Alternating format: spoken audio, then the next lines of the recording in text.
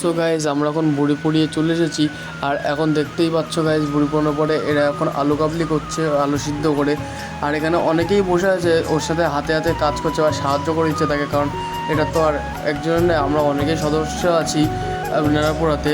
আর এই জায়গায় দেখতে পাচ্ছ আলু কাবলিটা কত সুন্দরভাবে এরা বানাচ্ছে। আর এটা থেকে কার কার খেতে ইচ্ছা করছে প্লিজ কমেন্ট করে জানিও।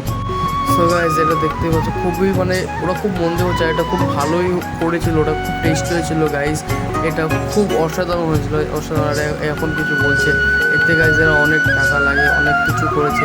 আর যাদের খেতে ইচ্ছে তারা কমেন্ট করে। আর এই যে আমাদের গাইজ সদস্যরা চলে এসছে, অনেক সদস্য বললাম না গাইজ, অনেক সদস্য, পুরো পাড়ার সদস্য হচ্ছে।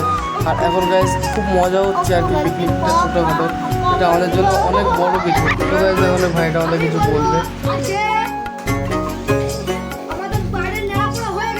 সো গাইজ এখন আলু কাবলি মাখা চলে এসেছে। আর গাইজ এটা আমি টেস্ট করে বলছি তোমরা কেমন হচ্ছে। এটা গাইজ সত্যি বলতে অসাধারণ হচ্ছে, টেস্ট অসাধারণ, তো খুবই ভালো লেগেছে। আর এখন এই ভাইটা কাছে শুনে না ওর কেমন লেগেছে।